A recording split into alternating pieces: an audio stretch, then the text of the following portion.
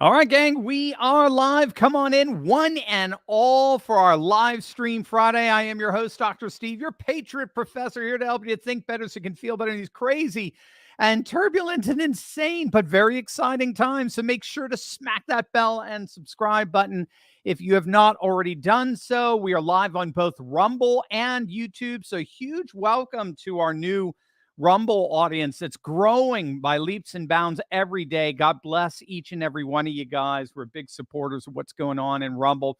Super chats are up, so send me your questions. I will answer them in due course. The ruling class is beginning to collapse. I mean, there's really no way around it. Now, it's not happening at the speed and rapidity that we would all love to see, but we're going to see numerous examples today of the elite ruling class on the world stage collapsing, whether it's the legacy media propaganda outlet like BuzzFeed News. The ultra woke BuzzFeed is now officially dead, or populists on the left storming the Democratic Party under the banner of Robert Kennedy Jr., who's basically ready to overturn everything the modern Democrat Party establishment has been peddling for the last decade, or the ongoing riots in Paris and the populist revolutions going on all throughout the European continent. We are seeing the permanent political class and its tyrannical rule shattering right before our very eyes. And we're going to see precisely how all that and more on this live stream Friday. Great to have everyone here. First, gang, let's pay the bills here a bit. But have you seen the Twitter thread died suddenly? I don't know how many of you saw it. It's pretty creepy. Or have you seen the new movie by the same name? I mean, creepy, heartbreaking. I mean, you name your adjective here, but to see the rise of all these sudden stroke deaths is obviously devastating. And now strokes are on the rise. And obviously, we're all very concerned about this. I want to introduce you to something that I'm doing to protect myself and my family. My friends over at Lifeline Screening are helping me detect my risk of a stroke. And I encourage you to take a look below to get checked out for yourself and for your family. It's so vitally important that you stay healthy in this battle. Your family and country need you to be at your best, and it doesn't hurt to get screened today to confirm you're healthy and to get the peace of mind or even early detection it brings. It's just priceless. So protect your legacy today and ensure you're healthy by visiting Lifeline Screening at the link below. All right, gang, let's dive right in here. Woke BuzzFeed is officially dead.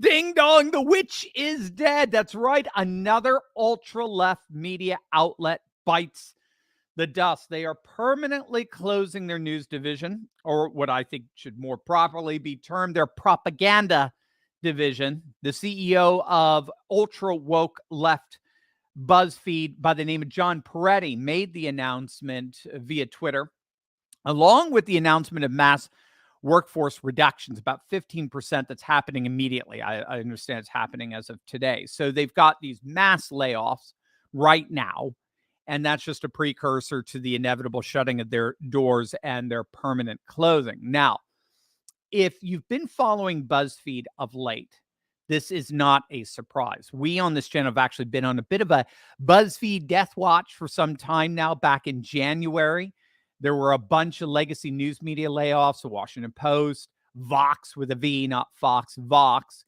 And it was reported then that BuzzFeed was cutting 12% of their staff.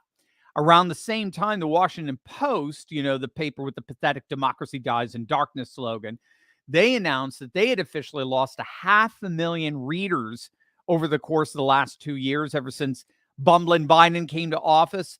They've gone from 3 million subs in January of 2021 to now just 2.5 million. So it's a loss of 500,000 subscribers, absolutely stunning blow to their bottom line. And so in an effort to cut costs, the Post officially ended their Sunday magazine. But BuzzFeed has been on the, shall we say, on the feeding tube for quite some time now. You might remember they jumped the shark a few years back. They put out this totally unsubstantiated report that Trump's lawyer, Michael Cohen, testified before Congress that Trump did indeed ask him to lie about his alleged porn star payoffs. Now, if you remember, BuzzFeed printed this supposedly bombshell story, and in a very rare public statement, the special counsel, Robert Mueller, actually came out and openly contradicted that report. They said such an assertion was absolutely not true. They absolutely threw BuzzFeed under the bus. But BuzzFeed not only showed their true anti-Trump colors in doing that, but they showed, I think, in many respects, how bad of financial straits they were in, because they were willing to jump the shark and push this totally bogus story just for some clicks. So they were trying to find something, anything that could help boost their revenue numbers, but obviously it didn't work. And so now they're gone. They're falling apart. They are forever closing their doors. But what's so fascinating here is it's not just BuzzFeed. Over 2,000 newspapers have folded in the last 15 years. This is a trend, gang. 2,000. CNN's audience, as you know, has fallen by 90% in the last 2 years. I mean, the legacy media is slowly but surely coming to an end. And they only have themselves to blame. Every single major poll out there, every study indicates that the media's level of trustworthiness has been declining rapidly over the last 20 years. Perhaps the single most devastating poll of late was the one that was conducted by the Media Insight Project in partnership with the Associated Press.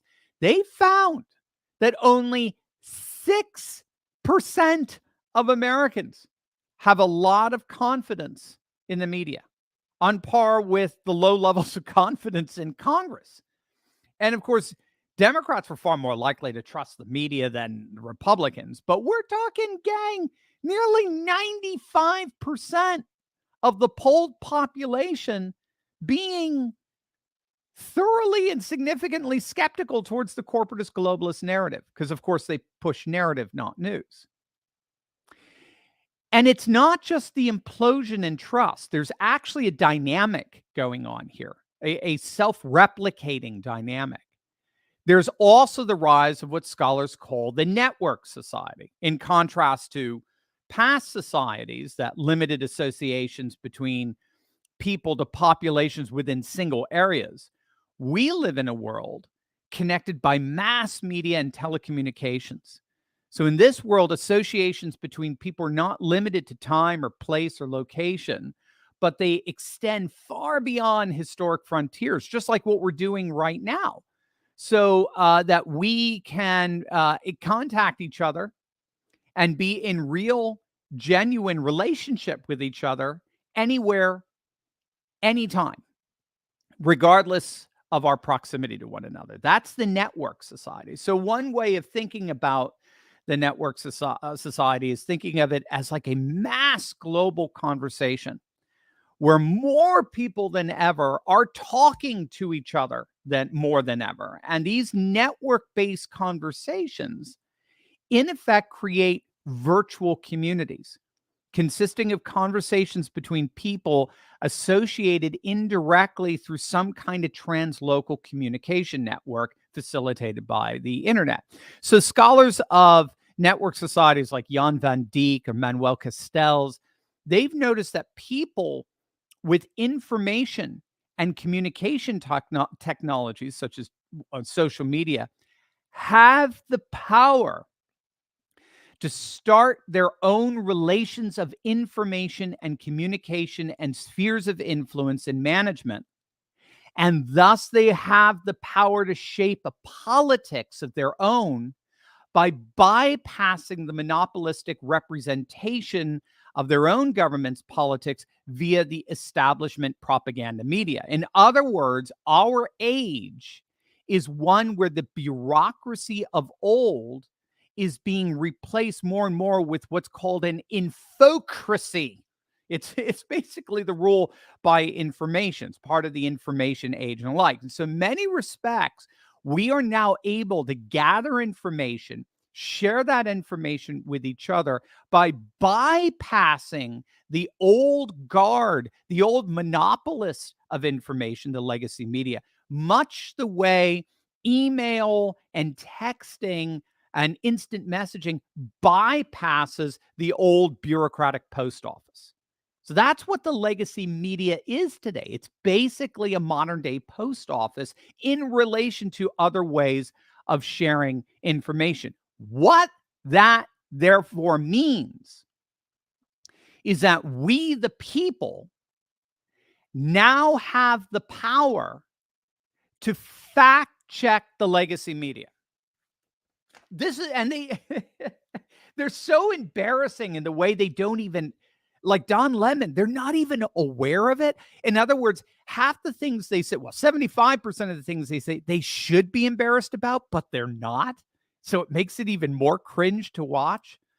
But they don't recognize in their arrogance to think that they can fact check us. They don't recognize that in the era of an increasing infocracy, of a network society, of an information age, where we, the people, are armed with, in many respects, vastly more information than they are, certainly from multiple perspectives. We now armed with that information. They don't realize that we get to fact check the self-anointed fact checkers. So this loops around, as you can see. The more we're armed with more information via the network society, the more we can fact check the fact checkers, and the more we find out how much they're lying to us, how much they're pushing narrative rather than news, the more the trust in the legacy media implodes. So it's a self-enforcing loop. And that's why the legacy media is going the way of the Jurassic Age. So bye-bye BuzzFeed. You will not be missed. Now, we got another amazing development going on. And that's the new populism that's storming the Democratic Party. This is fascinating stuff. But first, gang, if you suffer from daily pain, I need you to listen to this message very carefully. As we all age, aches and pains are obviously normal, and we're all searching for effective ways to relieve that pain. And in light of this opioid crisis, this tragedy, safety is more important than ever when it comes to pain relief. And that's where a groundbreaking medical scientist comes in, Clint Winters. Now, you've seen Clint on Fox. You've read about him in Forbes. He's a world-renowned health expert who's unveiled a natural pain reliever that's taking the world by storm. It's called CB2. It's 100% drug-free way to get full body pain relief without dangerous meds. It's the go-to pain reliever actually for hundreds of professional athletes, tens of thousands of seniors, and it is the pain reliever of choice for the UFC, for you MMA fans. Gang, I gotta tell, I was skeptical. I'll be honest, I was totally skeptical about this, but it works. It's like all my daily pain just faded away. My back, my neck, my joints all feel great and renewed. And the best part is CB2 has no documented side effects after years of private testing. It's absolutely the future of pain relief. Just ask the athletes in the UFC. It's their official pain reliever. So whatever you do, make sure to click on that link below and check out Clint's amazingly informative report on how CB2 is changing lives by providing safe and powerful relief at a fraction of the cost of pain pills. Click on that link below right now. All right, gang. Wow. RFK Jr., man. Robert Kennedy Jr., he made his official announcement that he is entering the race for the Democratic presidential nominee. It was a very, very fascinating speech he gave. He talked to, of course, about the horror of lockdowns. He decried endless wars, the corporate corruption in our government, most especially big pharma, the tyrannical crackdown on our civil liberties, and our insane suicidal policy in Ukraine. It really was a bona fide populist speech where he championed the concerns of the people as over and against the elites in our ruling class. It was a thoroughly anti-war speech. It was a speech that defended the freedoms of the people versus the corruptions and the tyrannies of the permanent political class. And even the legacy media is now being forced to admit that he's showing very impressive strength against Biden. USA Today reported that 14% of Biden voters said they're all in. They're switching to Robert Kennedy Jr. And it's just literally been a couple of days since he announced. And then you add in Marianne Williamson. I think she's getting another 7% or so. And then there's another 10, 15% undecided. So Biden's support is just basically imploding as we speak. Now, what's so significant here is I would argue with this announcement, particularly from RFK Jr., I would argue this is 2016 all over again. This is 2016 all over again, right? Who gave Hillary her biggest run for the money? Who almost stole the nomination mantle from the anointed Hillary? Who was it? And it almost happened again in 2020, right? Bernie Sanders almost got that nomination. A populist leftist almost took the nomination. What's happening here is that the Democratic Party, since Biden got the nomination, the Democrats have actually sown the seeds of the demise of their own neoliberal establishment. The Democrats have actually sown the seeds of the demise of their own neoliberal establishment by guaranteeing a populist revolt within the Democratic Party. So you're having a populist revolt within the Republican Party with the MAGA movement, America First movement, Trump. We'll talk about that in a moment. But you're also seeing a comparable populist movement on the left among the Democrats. And the Democratic elite have guaranteed this would happen.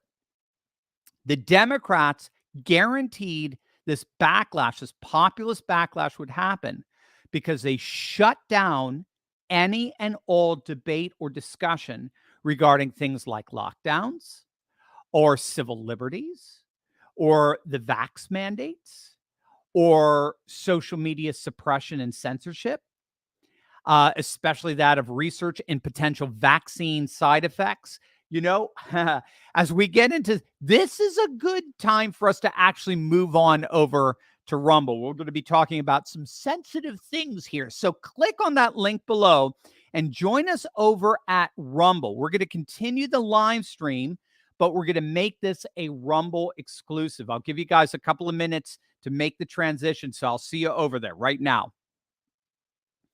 All right, guys. So while